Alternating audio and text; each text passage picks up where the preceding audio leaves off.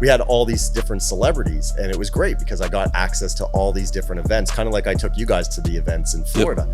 But I was able to go every night on a red carpet. I was able to network. I was able to meet every single media outlet, and I had that access. So as I'm growing and learning, I'm like 20 something at the time.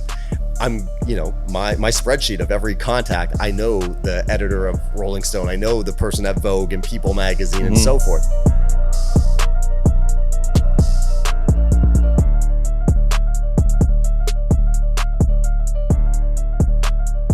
All right, y'all, welcome back to the Simply Winning Podcast. This is season 2, episode 17. Boom. Our guest today is Spicy. He's someone who's been mentioned on the podcast quite a bit. I'm going to read his bio because he actually sent one and it's epic. He is the best-selling author. Wow. Ad read. Hold on, cut that part.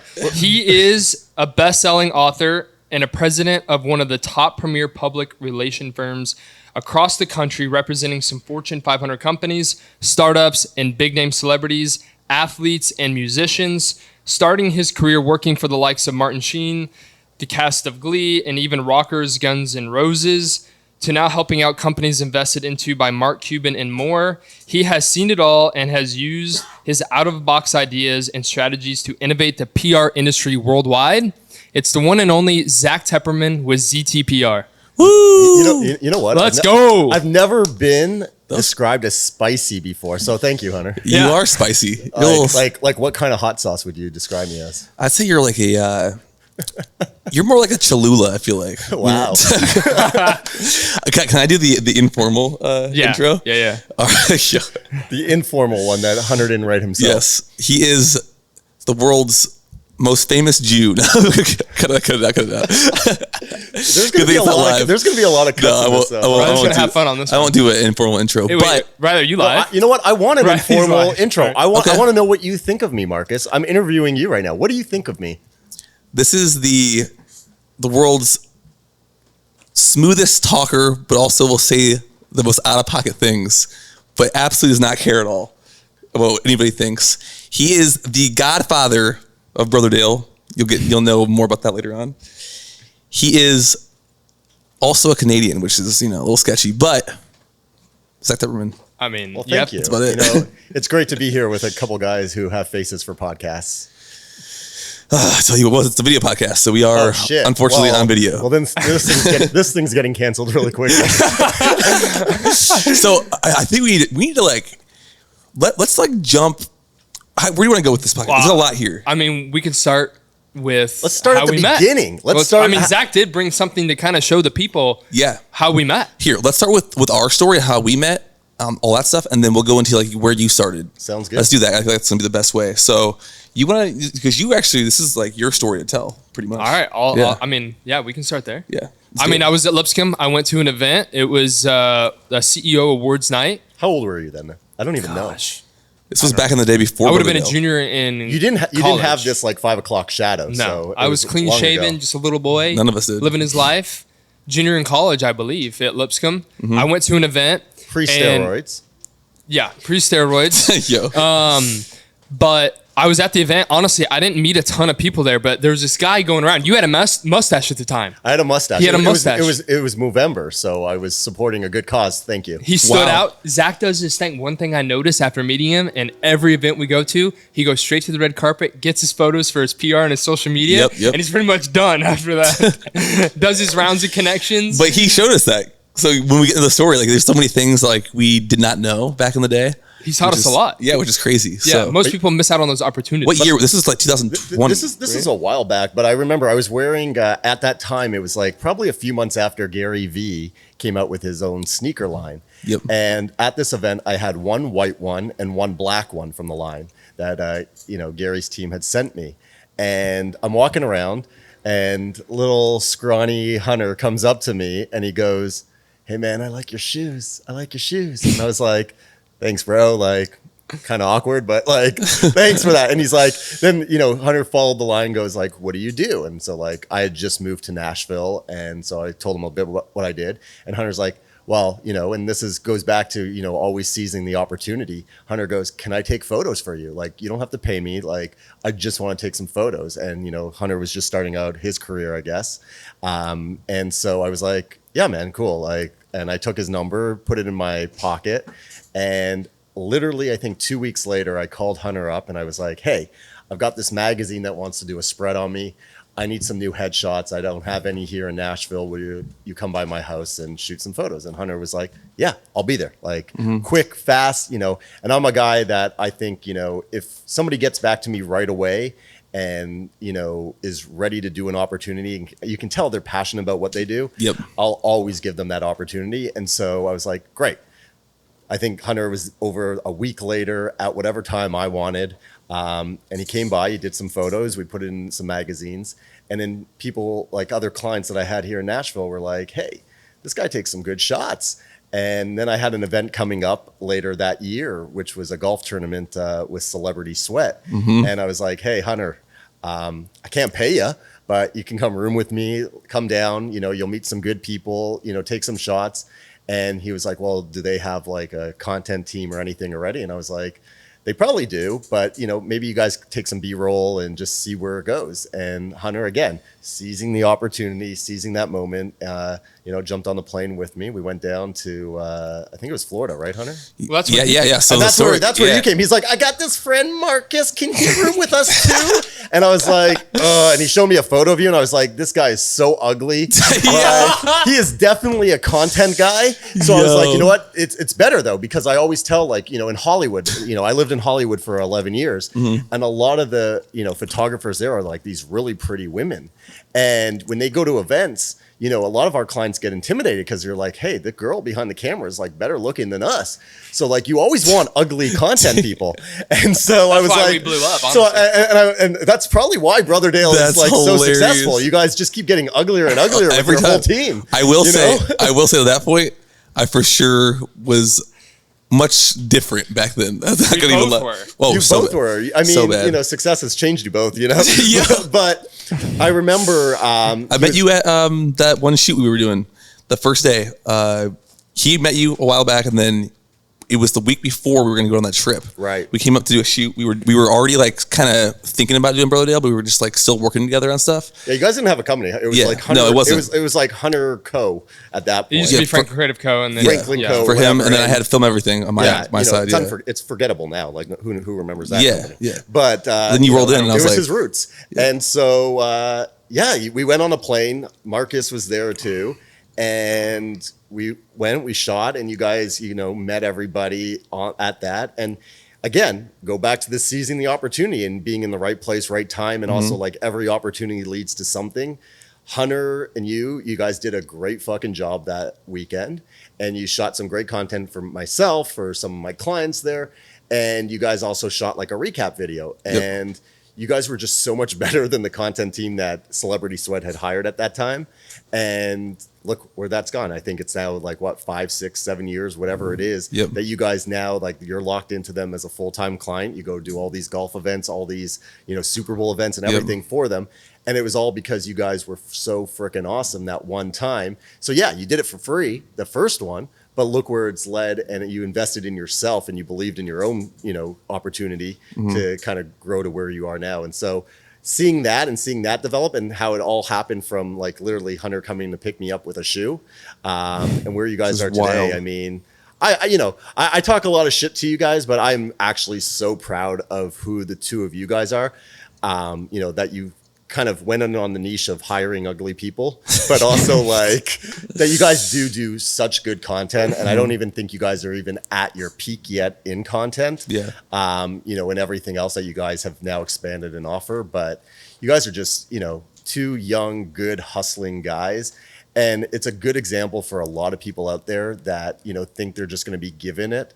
And a lot of people, you know, there's the 9-to-5ers, and then there's the people that don't look at the time. And I always say PR myself is a 28-hour-a-day job, because, you know, at 3 a.m. I'm working, and at 3 a.m. you guys are editing. Because if I'm not working at 3 a.m. and you're not editing at 3 a.m., somebody else is. And it could be a different time zone, but it could be wherever. And somebody else is actually giving their time to doing their craft. And if they're your competitor, I mean, they're going to overtake you. And somebody who works hard is always going to succeed more than somebody who's just doing the bare minimum. And 100%. Watching you guys do what you do, I mean, it's a craft, it's an art, and it's amazing. I mean, you make me look good. So that, I can't thank you enough.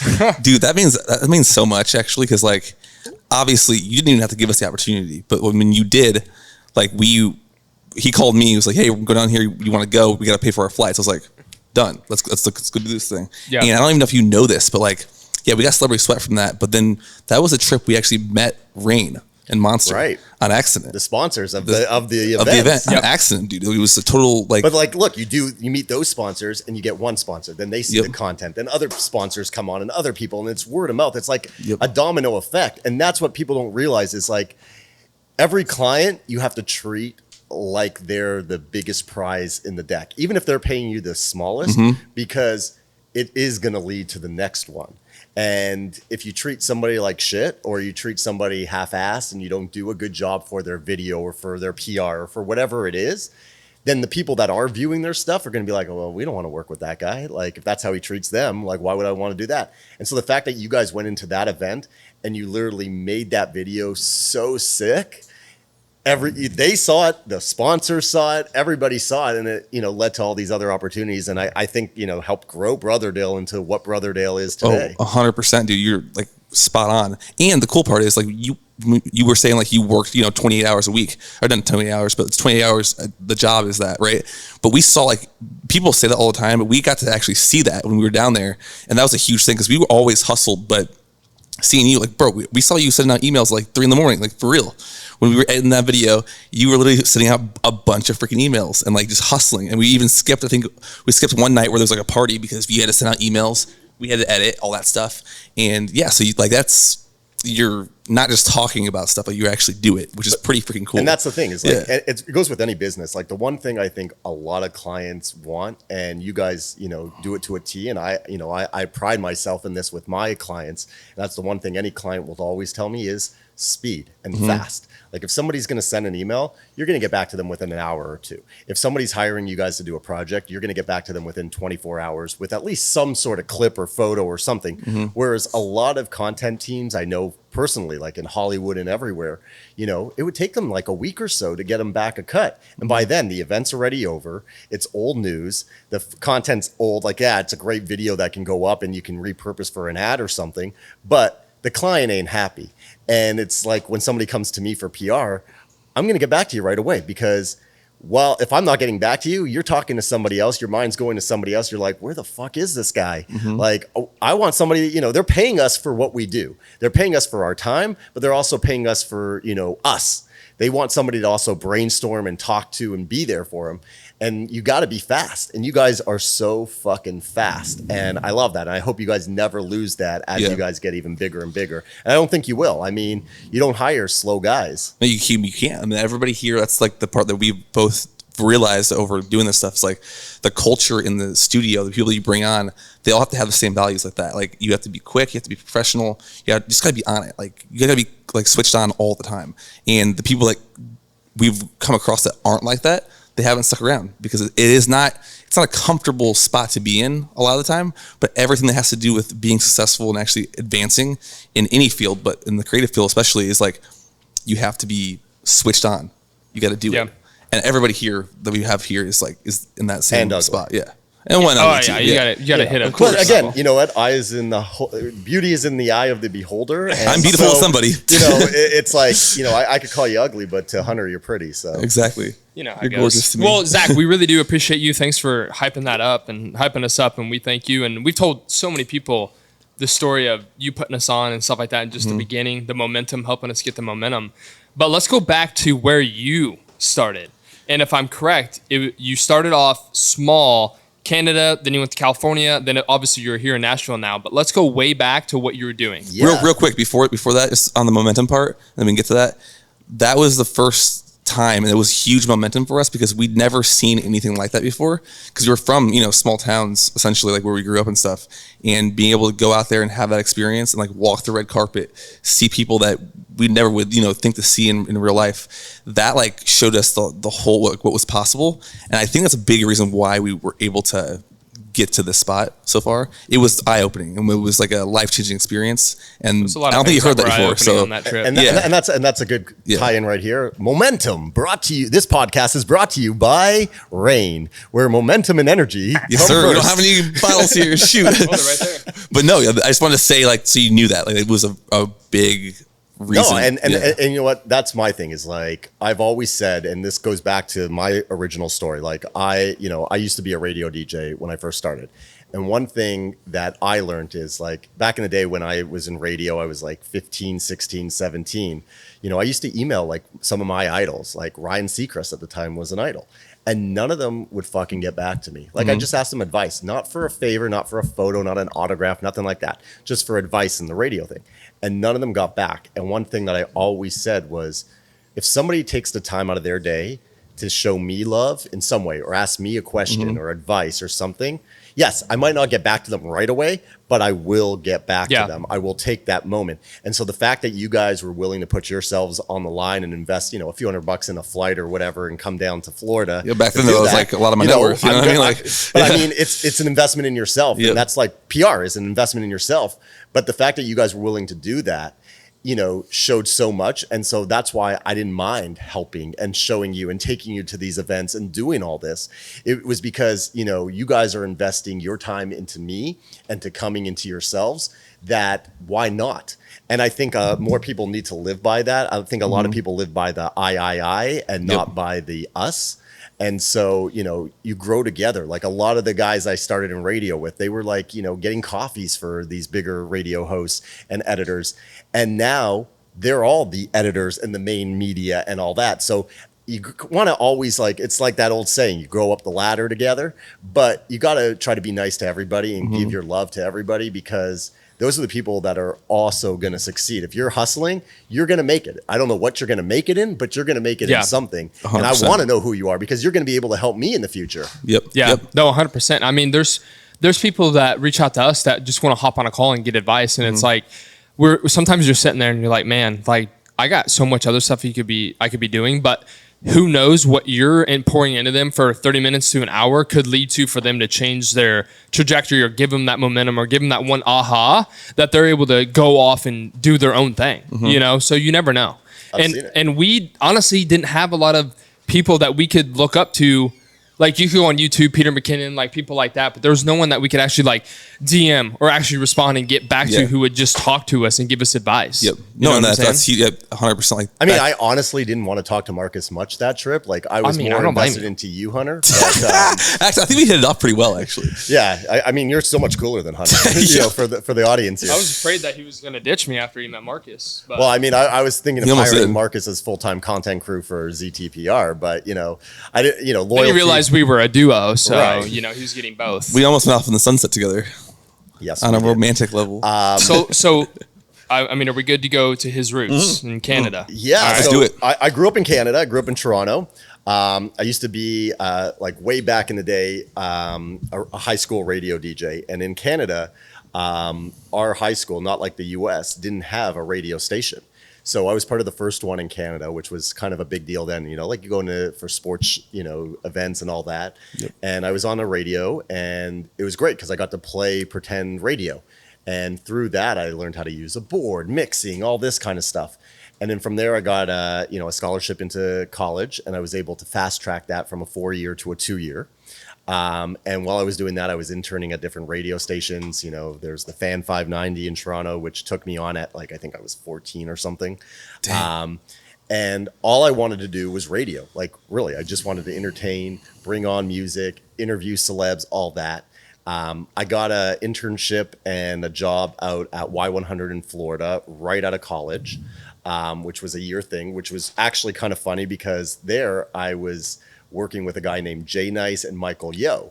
And Michael Yo is actually now on, you know, a good friend of mine, but he has his own podcast. He's comedian. He's been on America's Got Talent. I mean, he's blown up. He works for E! News, all these different things. But at that time, he was just like an evening host on Y100. And I'm like 17 at the time in Florida at a radio station, living my dream. And after that expired, I went back to Canada and I got a job in Yellowknife. And I would quiz you both, where is Yellowknife? I have no idea. Exactly. No clue. North Pole, a little bit below that. Are you serious? And I got a job and they offered me, whatever they offered me. And they said, hey, do you want to come out here and work on the radio from 10 a.m. to 2 p.m. every single day? We have a population of maybe, I don't know, like 5,000 people or something. In the summertime, it's 24 hours of sunlight. In the wintertime, it's 24 hours of darkness. Everybody like lives underground like hobbits, and it's crazy. Anyways, went out there. I accepted the job because I was like, when else am I ever going to fucking be in Yellowknife? And while I was out there, I had the freedom to do whatever I wanted. And I think I was like, I don't know, 18, 19 at this point, 19 maybe. And I wanted to interview celebrities. Like I looked up to Ryan Seacrest, his show, and I was like, he gets to interview all these people. I'll interview everybody. And at that time, that's when Perez Hilton, his gossip website, took off in Florida, and I had met him there. And I was like, you know what? Let me start a website that's for Canadian news and Canadian gossip for celebrities. And so I was developing that on the side while I had my own radio show. And after a few months, I was like, the website was getting millions of views at that time. Wow. And a company in Vegas was like, can we buy you out just for your traffic? I was like, fuck yeah. Sold my site. And then I got offered a job at Kiss FM, which was the big. That was big, yeah. And that's the big station in Canada as well. And they were like, come do interviews for us with celebs and all that. So I left Yellowknife, moved back to Toronto. And I thought that was like it. Like I was like, hey, I made it. Like I'm here. Like I can do this. And, I worked for a couple other stations on the side. And I had some money in my pocket from, that website buyout at that time, because that's when websites were first starting and everything. Yep. I'm old.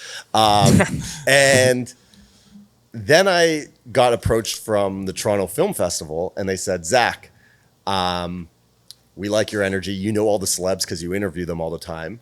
Would you help us, with the celebrities that come in for TIFF? And I said, sure, no problem. So we're at TIFF, all that. And I meet a guy named Martin Sheen. And his publicist, Steve Rohr. And Steve and me hit it off. He was a Canadian as well. And he said, you know what, would you quit radio and move down to LA and work in PR? And I was like, I know fuck all about PR. Like, I don't know anything. He goes, what do you mean? All it is getting exposure and, helping celebs and all this. And this is celebrity PR. And I said, you know what, why not? I don't want to be here in the winter anyways. I've done the radio thing and there's more money to be made in PR.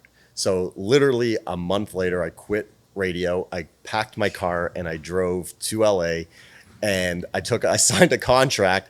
I was making maybe just over $1,000 a month. So you were like using your own money. I was using my own, but also I was making the company a lot of money because I saw plans to expand it past just celebrities. I got very lucky that I got, we had Martin Sheen, we had Naya Rivera on Glee. We had at that time Taylor Hicks, who had just won American Idol. We had all these different celebrities, and it was great because I got access to all these different events, kind of like I took you guys to the events in Florida. Yep. But I was able to go every night on a red carpet. I was able to network. I was able to meet every single media outlet, and I had that access. So as I'm growing and learning, I'm like 20 something at the time. I'm, my spreadsheet of every contact. I know the editor of Rolling Stone. I know the person at Vogue and People Magazine and so forth. And I'm growing, and I'm doing all this celebrity PR. And I was like, why is there not a PR firm that does like restaurants or fashion, celebrities, and all this all in one? Because at that time, the PR marketing landscape was totally different from what it is now. It was like, if you were an actress, you hire a celebrity PR firm. If you're a restaurant, you hire, a food and beverage guy. If you have, it was all just kind of separated. Everything's separate. Its own industry. And so I was like, let's change it up. And we started like slowly at this other PR firm that I worked for, and I became, after 4 years, I turned like a couple month contract into a 4-year thing where I became pretty much like second in command at this PR firm.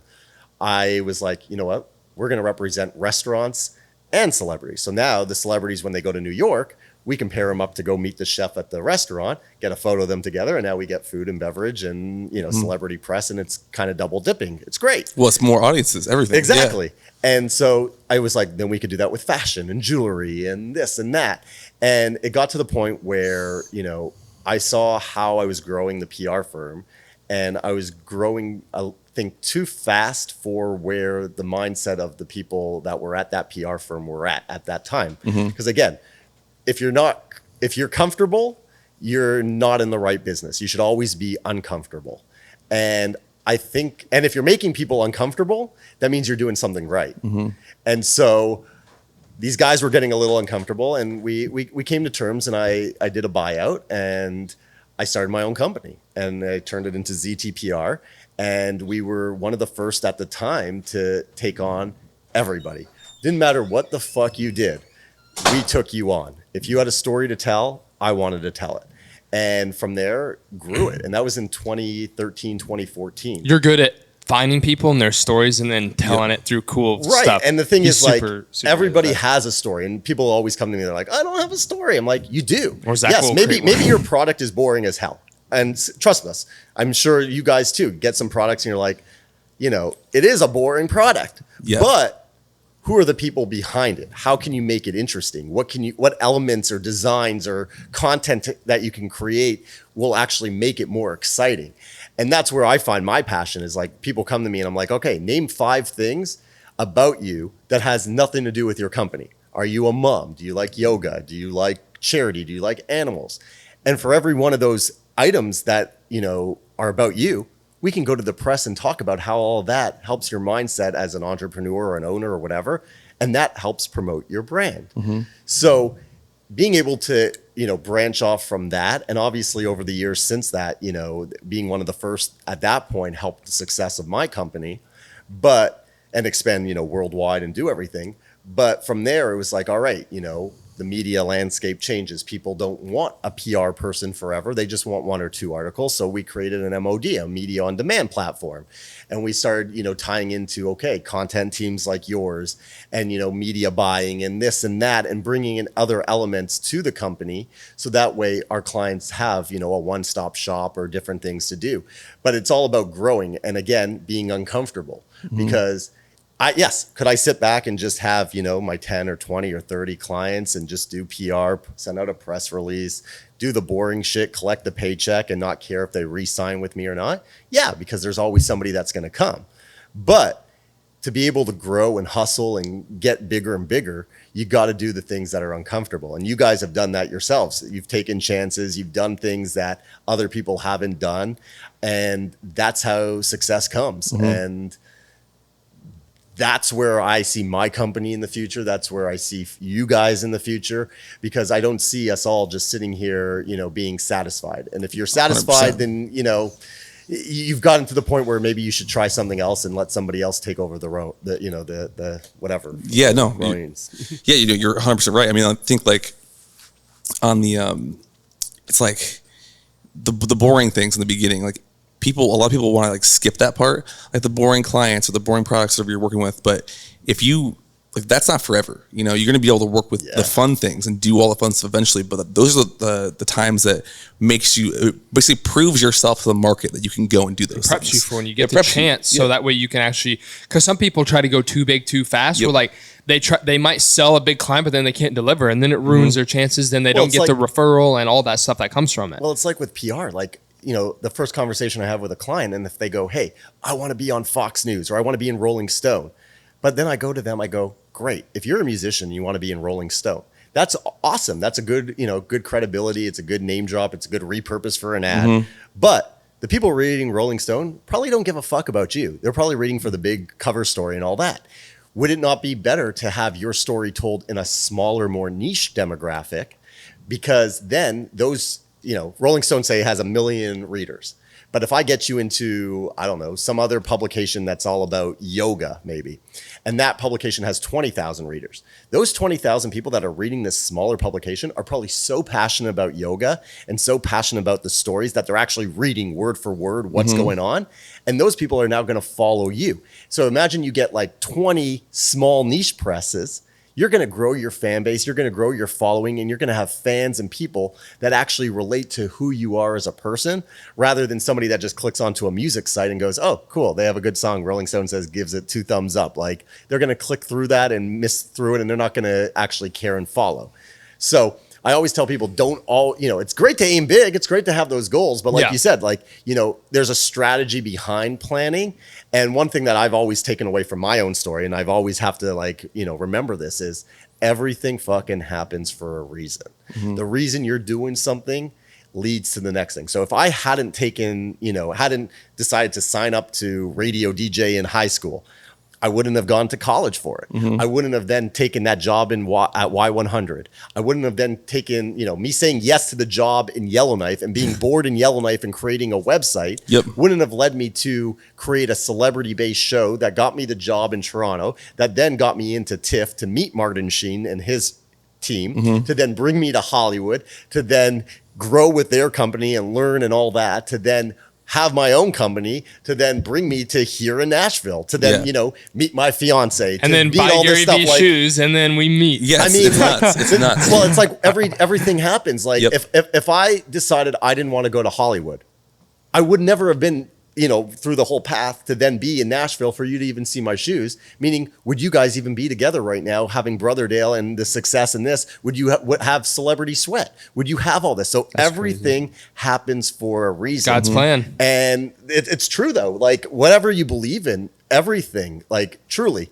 And so, like, us even talking on this podcast, if it changes one person that listens to this mind and how they go forward, we've done our job. Mm-hmm. And who knows, maybe in 10 years from now, somebody goes, hey man, I listened to you, Marcus and Hunter, and like, it changed how I thought about, marketing myself or something. Yep. And there's some multi-million-dollar guy right now, whereas they were living in their parents' basement or something, when they heard this. 100%. And it's crazy because them listening. So it's like, I always tell like my fiance, like I always tell her, I'm like, you know what? Like, I broke up with who I broke up with. I did all this. If that night I ate something that didn't agree with my stomach and I had, bad bathroom problems that night, I wouldn't have been on Instagram to then see your post, to then, slide in your DM to hit you up. And then would we have talked, and how would we have met? Mm-hmm. And so like, even everything you do every day has led to, the people you're surrounded with, the things you do. And it's kind of wild and kind of surreal to think about that. Oh, and if you can go down a rabbit hole with that stuff. Right. Yeah, you can. Crazy. But it's the same with your content, and the same things that you put out there is every client, you treat every client like they're your number one, like they're your biggest prize, because where is that going to lead to? Yep. And somebody that sees it, or somebody that, they know, or a family member of them, or they share it on their page or whatever it is, it could lead to that next big break for you, or that next big investor, or that next big thing. And it's just, you got to live life that way. And yes, there's going to be some tricky times, some hard times, some people doubting you and all that. And just fuck them. Like, honestly, that's my biggest thing. Is like, fuck you. Like, you know what? Haters are the most passionate people. So if you hate on us and you hate on our content, you hate on what we do, I fucking love you even more, because that means you're paying attention and you're following. If you're going to talk shit about me behind my back, great. You're talking about me. You're promoting me. Thank you very, very fucking much. Mm-hmm. And that's the one thing people, they take to heart too much. It's like, oh my God, I got to prove myself to this. I've got to explain myself to this person that. No, fuck no, them. You don't. Like, live who you are, and the people will come to you, and your tribe will surround you and lift you up. And if not, fuck them. You don't need them. Yeah. Like, honestly, I'm at that stage. Like, it's that funny meme. It's true, dude. Like, I'm at that funny meme that's out there. Like, if you tell me 1 + 1 is 10, yes, it fucking is. I don't have the time to explain to you that. If you believe that, like, great. You're a fucking idiot. Like, whatever. Like, I don't have the time to, do that. Yep. If you're going to tell me you hate me, I love you, bro. Like, here's a big hug. Who has the time for this BS? Like, we always say, like, you only live once. No, fuck that. Like, you live every day. You die once. So let's fucking live, bro. Ooh, clip that. That was insane. But dude, that's like literally, I mean, that's probably why we got along so well in the beginning, because we had that mindset before we even knew about that mindset, essentially. But like, that is exactly how you do it. Like, so many people get hung up on so many things, and like, what if this, what if that? It's like, when it comes down to it, and I say it all the time, a lot of this crap doesn't even matter. No. It's like the little problems you think that are in your head, they don't matter at all. It's like, where are you going? What's the 3 year, where are you going to be at in 3 years? For every client we had before Brother Dale and now with Brother Dale, it was always like, this client, you're going to treat them right. This work is going to get you more work and more connections. You just don't know where it's going to go. And that's what clients need to remember too. Is Yeah. like one piece of content, as much as one piece of content could change like, the direction of your company and help feed other things, in the long scheme of things, it don't fucking matter. Like one article ain't going to change your life. One video isn't going to change their life. And, like I look back at old videos that you guys taped for me from 4 years ago. Honestly, at that time, it was great. It helped hype. It brought in other contacts, all that. But today, do I need that content anymore? No. Nah. So if you do a screw up of an edit, I could have told you at that time, you guys fucking suck. I hate you. This sucks, blah, blah, blah. But realistically, in 5 years from now, that little screw up doesn't really freaking matter. No. And it's the same thing with everything. We all screw up. We all are going to miss some stuff. We're all going to not do, the best always. I mean, especially us guys that work till 3 a.m. Stuff is going to get missed. Yeah.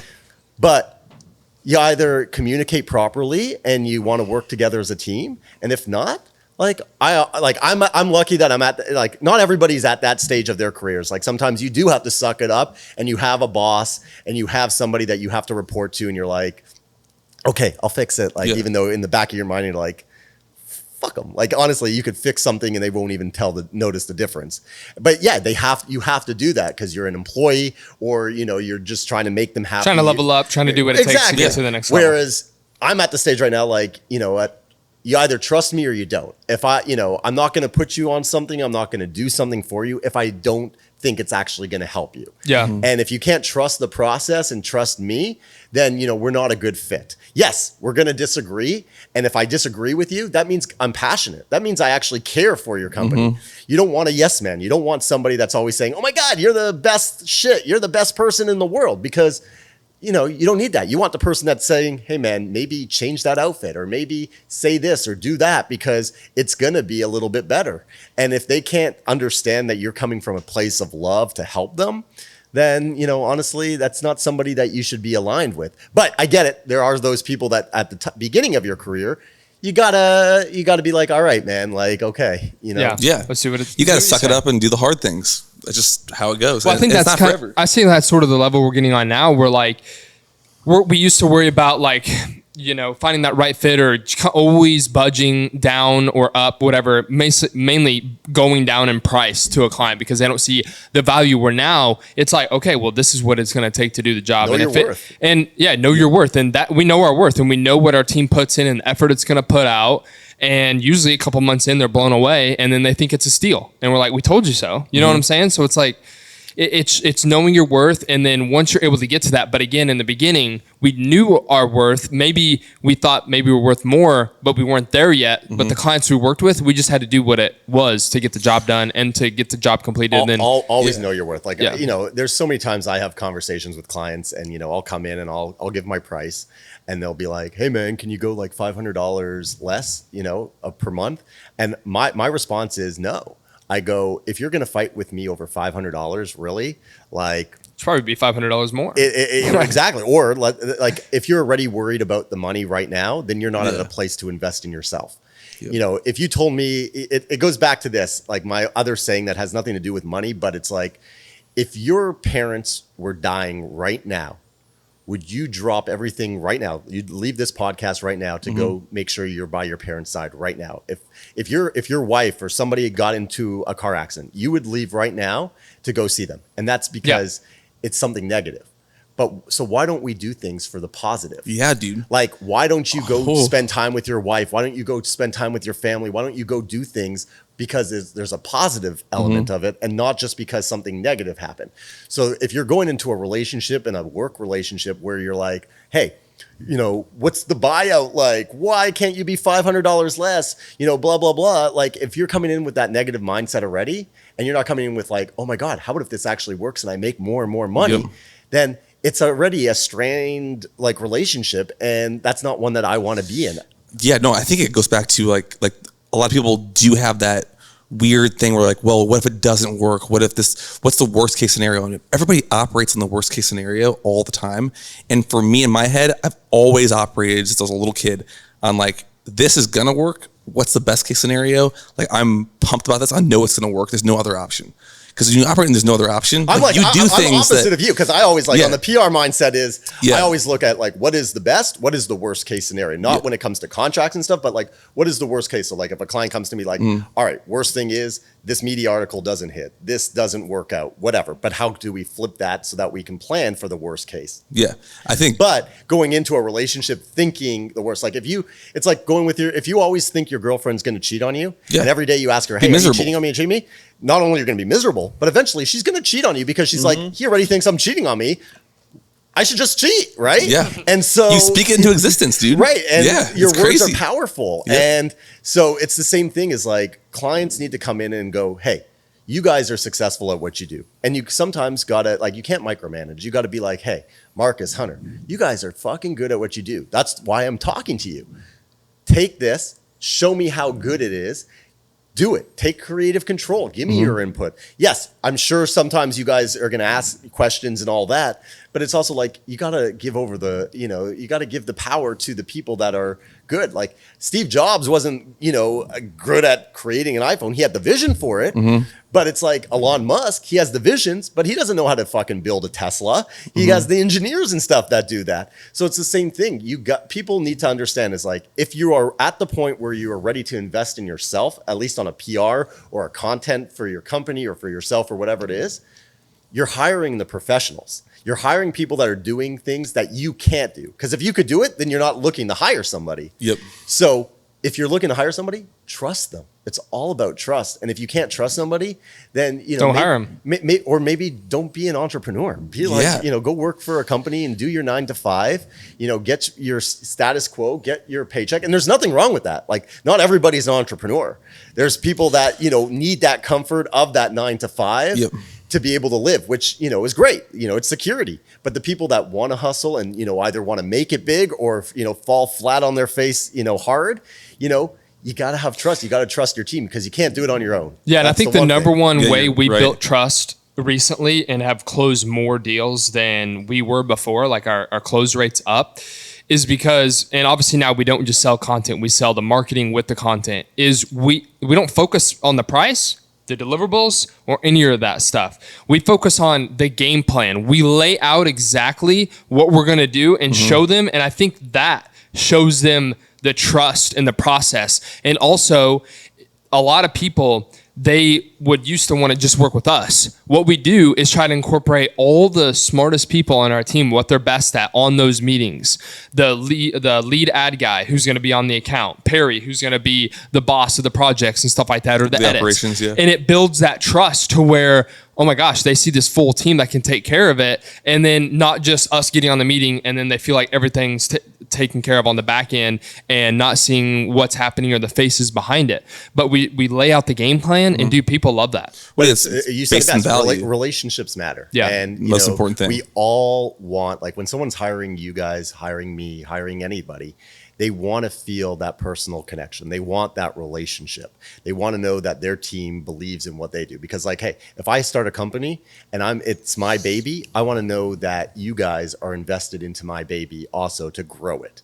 And so those relationships are so key in being able to include your team, to be able to just, call up, go have lunch with the client, be able to, have that personal relationship, because shit will happen during the course of your business relationship with them. But if they understand you better as a person and you have that relationship, it's easier to either pivot or to either explain to them in terms that maybe they understand. Because not everybody understands the same language we all speak. They understand different ways to communicate. Everybody communicates differently. I'm not for everybody. I'm not everybody's cup of tea. The fact that but the fact that a lot of people don't they say, Zach, you swear, or Zach, you're too blunt. Oh, you sound angry in an email. And I'm like, honestly, I get to the point, I explain things, and I don't sugarcoat it. Like, if you want to do something, I'll always hear people out. I'll always take ideas in. I never think I'm right. I think, there's a balance in between everything. But I'm never going to sugarcoat something. I'm at that point in my career that I don't have to. But it's the relationship. And if you trust me, I trust you. We have that relationship, that friendship. And that's why, like, at least at my company, I know you guys do it at yours, your clients are like family. And if one client or one family member could help another, you're going to do it. You're going to link up. You're not trying to hide things. You're not trying to be secretive. You're not trying to talk shit. And it comes down to relationships, and people that don't understand that will never fucking succeed. Yeah, I think it really comes down to like just like bringing value to like with those relationships for our clients. Like the majority of them, we can go out and have lunch. Like literally, we were in LA with a lot of the Monster guys. We went to dinner, we went to lunch, we hung out, talked about stuff, and like I'm always trying to like connect a client with another client that could benefit them. Right. Like it's always about giving some kind of value, because if you do that, nobody leaves then. Like everybody's happy. Everybody wins. Well, if everybody's growing together, exactly. Like I've seen you guys grow so much since day one, and your content, I mean, has grown like crazy. I mean, new technology, new cameras, new stuff, based on what you guys were using at the beginning. Yep. But if you can all grow together, you're all going to be successful together, and it just makes it so much easier, because then it expands into other things. Like, you know, if Brotherdale expands into, like you said, media buying and all that, where you weren't offering that 3 years ago, you know, you got to find somebody who's good at media buying and knows Facebook and knows, you know, AdSense and all that kind of stuff. But you wouldn't have gotten there if you didn't grow and you didn't have the relationships that you had. You guys could have just said, hey, Marcus, Hunter, it's just going to be us two. We're going to do this company, that. But you realize, hey, we need a team. We need to hire the right people. We need to build the relationships. Otherwise, we're only going to be at a $10 company, you know, whatever it is. Yeah. Well, and then that takes also like again, investing into what you're doing, but also like being positive. Like, I know this investment is going to take us to another level. Bro, the amount of people that have talked to us about how did you guys grow this team in the creative field, like other creatives, freelancers, they want to grow their own business, and they never want to do the first step to everything when it comes to this company is we had to give up money. It had to go to either somebody else to be hired on full time to work with us, or it had to go into gear, or it had to go into something that's not our pocket. For the longest time, bro, we were underpaid. I mean, we're technically still underpaid, but like we were underpaid because it goes to the team. You have to grow that. people have to be paid, and they're always responsible. Well, I don't know if I could do it. I'm like, nobody knows that they could do it. Like nobody knew that they could do it. You invest in your team, and there's a old client of mine from back in my Hollywood days, Ike's. It's a sandwich place, and it's now grown everywhere. But he has the best mindset, and his mindset was it's a sandwich place. Mm-hmm. So what he does is the manager of the restaurant, of the sandwich place, after a year or two, he says, okay, where do you want to open up a sandwich place? And I'm going to make you a part owner of that next one. And then you hire your manager. And that's how he grows his franchises and all this all over the places. He makes his employees then part owners of it. And that's that way that he's investing in the team. Yes. Could he just say, hey, I'm opening up another one, go work here and I'll give you a raise? Sure. But he's actually giving them stake in the company, and that way they're feeling the love, they're feeling the growth, and they actually want to grow the company also. Yeah, because they're acting in ownership. Yeah. Right. Like it's their babies now. Yeah. And so if you treat everybody like that, because again, it goes back to your clients. You could have a client that's, an energy drink. Maybe in 5 years from now, they see all the content they're doing. They're like, you know what? Maybe we don't want to pay you guys, for content. Let's make you guys a partner here. Like, we'll give you equity in the company. We'll do this and that. And that's how I've grown my businesses too, is like, a lot of people, they say, okay, you know what? PR is expensive, which it is. PR is an investment in yourself. And so if you want a PR firm working for you, a good one, it could me or somebody else, it is an investment. But after a year or two of PR where you've grown so much, they're like, hey, why are we spending tens of thousands of dollars on PR when why don't we just give you like 5% or 10% or some stake in our company, and you come in as our marketing guys, and now every year you're making money as we grow even bigger and bigger. Mm-hmm. And that's how you grow your business even more, because you're now, invested in all your clients as they grow bigger. And that's how a lot of people grow. And that's how investors grow. And that's how entrepreneurs grow. Mm-hmm. An entrepreneur never stays with just one baby, because our minds don't work that way. We always want to grow. Mm-hmm. And I'm sure your minds are going, and I'm sure people listening right now, they're like, yeah, I don't want to do this. And the thing is, if you're doing the same thing for so long, it gets fucking boring. Mm-hmm. Like if I only had celebrity clients, I'd be fucking bored. And so that's why I needed to expand into all different roams. That's why, like, if you guys only did content for like restaurants, you'd be bored by the like 100th restaurant that you're in. You're like, oh my God, how many times can I shoot a pizza or a drink or all that? Oh, yeah. You need different stuff. Yeah. And you need to grow, and you need to, that's the same with your staff. Eventually, they're going to get bored of the two of you, and they're going to want to grow, or they're going to get bored of Nashville. I guarantee somebody gets bored of Nashville, but maybe they want to do Brotherdale, Arizona. And now, they open up an office there. Yeah, it's all just going forward. And I think to this point too, like people think like entrepreneurship or building a business has like rules to it. There's aren't no rules, dude. It's like you can do whatever you want. There's so many different ways to maneuver around and like make deals here or connect somebody here. Like there's no rules to this whole game at all. There's no rules in life. In life, exactly, dude. But everybody's like so stuck in rules. Like why do we the have Matrix? Yeah, dude. It is the Matrix. Like every time I drive into Nashville, I'm like, this is the Matrix. Because honestly, who made the rules that we go to bed at a certain time?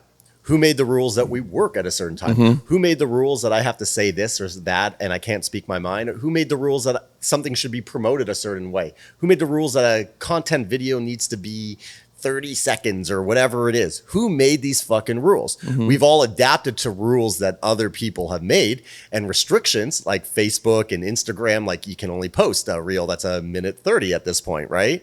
But who made, like, you got to go into that, but who's saying that a reel that's a minute is wrong? Who made, all these rules are there to control. And it's when, again, if you make people uncomfortable and you break rules and you do your own rules, then you're succeeding and you're innovating. And all the biggest companies in the world right now are all run by innovators, by people that had thoughts that were never there before. Yeah. So Zach, I want to ask you, what has been your, like, the craziest campaign, like PR campaign that you've done just out of the box? Whether it was I think I know this one. Taking something like so boring but making this crazy story that turned out, like, what would you say has been one of those? I have a lot of stories, and it's actually funny because I'm thinking right now, like, I have one book that I wrote, well, a couple books, and my last one was, how to PR yourself for people that can't afford. But the next book I'm thinking of, honestly, and here's an exclusive for the Brotherdale podcast. Let's go. Simply Winning. Breaking news across the screen, is a book about crazy PR stunts and campaigns I've done. Because every time I say a campaign, like when I go speak at conferences or schools or everything, and I say some crazy story about how I've done stuff, it helps jot people's minds because they're like, huh, if I can do that, if he can do that, why can't I do this? And again, I think that's one of the best ways for you to promote like what you do, to be honest. And that's the thing. I don't really care. Like, I like promoting what I do. I do my own PR, right? But I love having people think outside of the box. I love watching people's and their eyes light up with ideas. I love that moment. Like that to me is more than, making a few $1,000s off a deal. Like if I can change your life by telling you a crazy story and you're like, shit, I want to do that. Like that feels fucking good because at the end of the day, we're going to die, right? And my PR firm ain't going to matter. Like maybe it'll matter. It'll matter to the clients that I worked with. But in 100 years, 200 years, 300 years, like what your great-great-great-great-great-grandfather did, Marcus, do you even remember? No. I don't even know where he's from. Right. And it's the same thing. In like 200, 300 years, this ain't going to matter. Mm-hmm. So live it, right? So going back to crazy stories, I'll let you choose. Option number one. So one is how I turned myself into a number one singer. That's a good one, actually. That was a little bit more new, too. That one's more new. Let's talk about for one of your clients, and let's go into the other story. Yeah, we know which one this one is going to be. All right. Well, the chicken one? Yeah, do the... I have one, like, I'm trying to think of some Talk about the chicken one? I mean, there's the chicken one. There's the chicken one that went viral. There's also, how we changed in Canada the CN Tower, which is the tallest structure there, and how we turned a vehicle website into a viral success and got the government like involved in everything because we tried to do a crazy PR stunt. There's another like in how we tried to change the name of Times Square in Runyon Canyon. What was that one? Man, there's a lot of fun ones I've done. A lot of them have the same kind of skeleton, but let's talk chicken. Yeah, the chicken one. This is why clip this one because this will probably go viral. Yeah, This is how you made a girl who loved chickens go uber viral. Not even liking chickens. So there was a lady. Her name was Christina Caro, and she walks into my office in Hollywood. And just for, I mean, you guys can clip it here on the screen, but it'll be, she literally looks like a streetwalker. I mean, I'm not judging, but she walked in with like a bra and underwear on with dyed black, blonde, every color hair and big glasses. And she goes, and she's from Ukraine and Russia, and this is going to be the worst accent, but she goes, "Hello, Zach. I heard about you, and I want you to make me famous. You make me famous, da?" And I go, "Okay, what do you do?" And she goes, "I a singer. Everybody will know my name. In 1 month, you make it famous." And I go, "Okay." And she gave me her song, and the song was called "Give Me Green Card." And the song literally goes, give me green card. Give me green card." And it was like at the time when Gangnam Style came out. So, I mean, the song was actually really catchy. And it's her walking around like Hollywood with a big sign saying, "Give me green card." And I was like, this is fucking hilarious. But I knew that this girl was outside of the box thinking. So I said, "Okay, pay me $20,000 and I will make you famous in 1 month. Everybody will know your name." She goes, "Okay, I give you 20,000. Manager, come here, manager. Pay him the money. Pay him the money." And they literally cut me a check for $20K. And I said, "But you got to listen to every word I say and do everything I say." And she goes, "Duh, yeah, okay." So anyways, I go, "Where are you from?" She goes, "I am from Russia." I go, "Well, now you're from Ukraine." That's incredible. And I said, "Your backstory is when you were younger, you grew up with Mila Kunis." And Mila Kunis is from Ukraine. Mm-hmm. This is actually all true. And I said, "You guys grew up and you guys were best friends growing up. And when Mila was 4 years old, she left Ukraine and moved to the US to be a big superstar. And she left you behind. But before she left, she stole your pet chicken." And she goes, "Okay." And I go, "But your pet chicken's name was Doggy, because you couldn't afford a dog. You had a chicken. So you've named your chicken Doggy." And I said, "You never know what happened to Doggy." And Mila Kunis stole your pet chicken. Did she kill the chicken? Did she eat the chicken? Did she just let it go? Like, where's your chicken? And for years and years in Ukraine, you went through all this emotional distress. And finally, you worked up, you saved your shekels, and you moved up and you moved to the US. And right when you landed here, just a couple months ago, you see a big billboard for Mila Kunis' new movie. And it brought back all this distress. And you're like, "Oh my God, fucking Mila Kunis stole my chicken." And it's bringing back all these memories. We're going to sue Mila Kunis for $5,000 for stealing your pet chicken and making you go through all this therapy. And so what we did is, we contacted Mila Kunis, and Ashton Kutcher at the time was promoting an app called Meerkat. I remember that. Which was a video app. And we filed a lawsuit in court against Mila Kunis for stealing a pet chicken. And we leaked the documents to TMZ and to a bunch of other news outlets. And literally on the screen, and I mean, you guys will clip it, and a good Google search, Christina Caro sues Mila Kunis, woman sues Mila Kunis for stealing her pet chicken.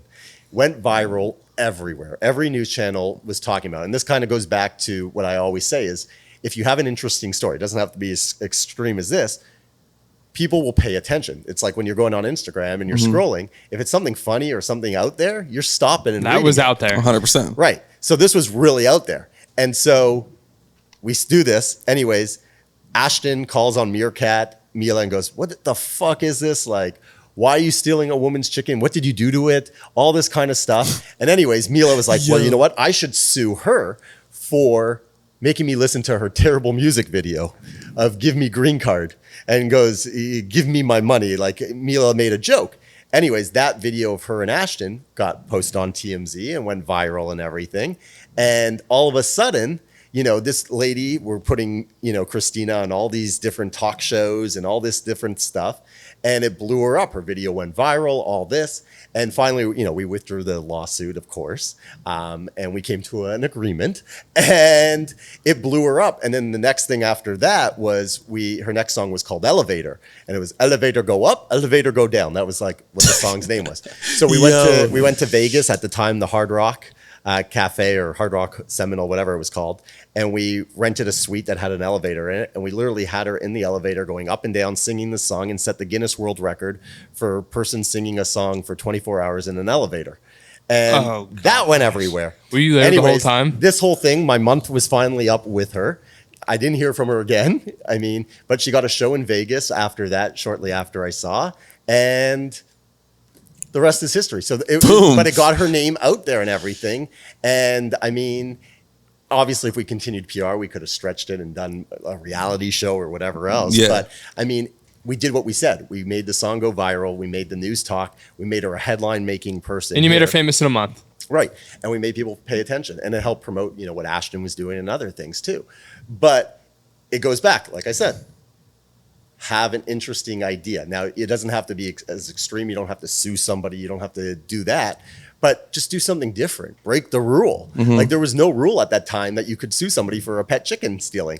And it's funny because months later, Ashton and Mila are at Stagecoach, and there's photos of them going to the chicken tender part of it, eating chicken tenders, smiling and giving a wink because they're like, haha, they're playing into this whole this is where Doggy ended up. Yeah, I think everybody in that group, they all know.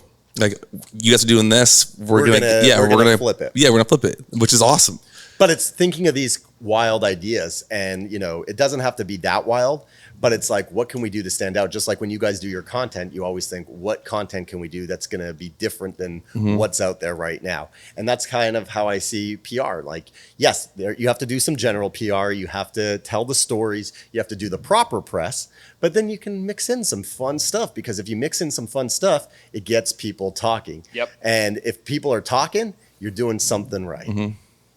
Dude, man, that was good. Sorry. That's an insane Thanks for sharing that story. Yeah, because he's shared it a few times, when we came to speak, and a few times, and then I think the Weston, you did that same thing, and it blows everybody's mind every time they hear it. And so with that said, I think heck? Brotherdale should make its logo Perry in a chicken suit, dancing around outside the Brotherdale studio. I would agree with that. Time. I would agree with that. Perry be the one. There better be a clip here of Perry in a chicken suit. That's hilarious. We should actually get him one. Get Perry out there. Perry would love that. Sign a deal with us and you get a free chicken. Oh my God, I'm not going to say it. I was like, all of a sudden, his wife would be like, yeah, Perry's got a good cock, Yeah. We'll leave it in. Well, Zach, as we're wrapping up here, we ask every guest at the end of the podcast, which we've talked a lot about some business stuff and everything, but we have to ask every guest. So the podcast is called Simply Winning. A lot of people overthink trying to win, overthink what it takes to end up winning, right? You have to go through a lot of losing, a lot of failures, some wins, some up and downs. What would you describe how you simply win? I think just by being myself, not taking any bullshit, and thinking outside of the box.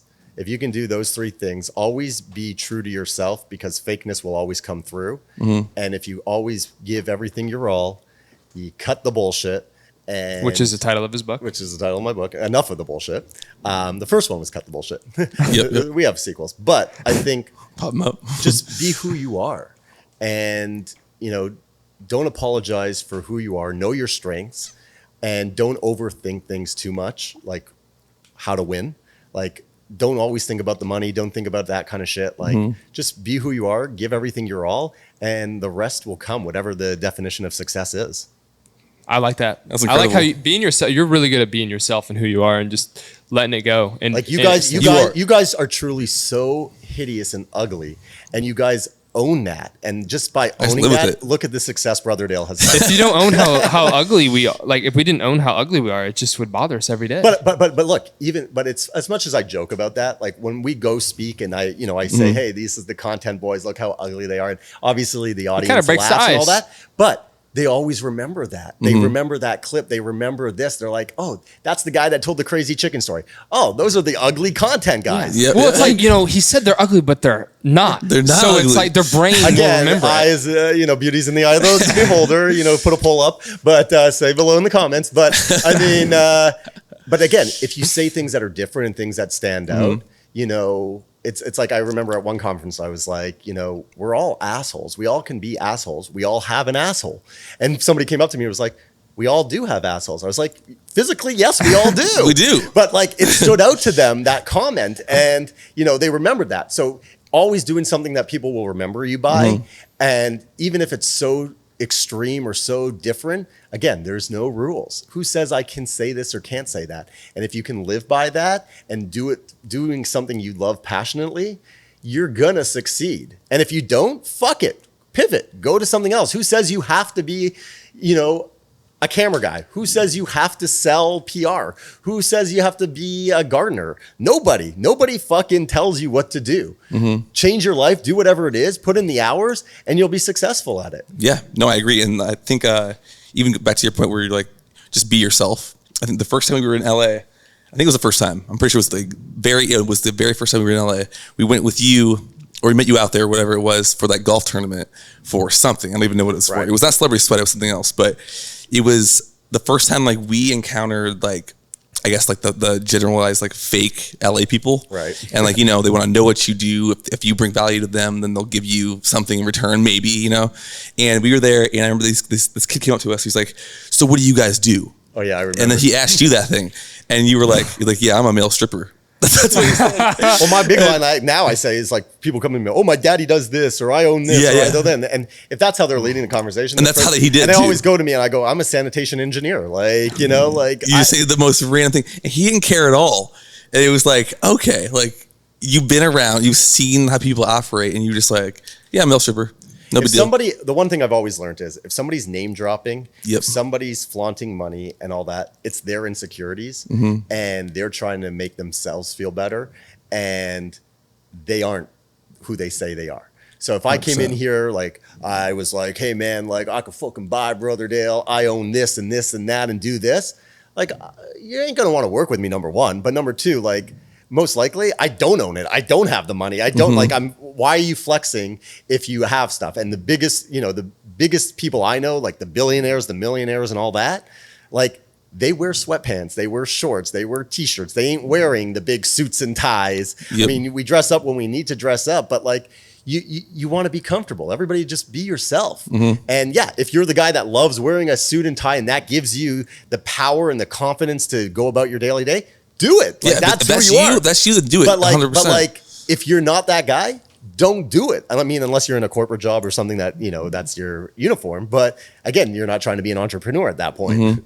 No, I totally agree. I think it's like it's a really relevant thing. Like, or just hire Hunter's wife to be your stylist, because that's true. She's changed him a lot. Like, he is a completely different man. She has helped me a lot. Yo, we should flash on the screen like Hunter 2016 to Hunter now. It was actually the first thing that helped out a lot was Marcus hooking me up with his barber back in Southern Illinois. Yeah.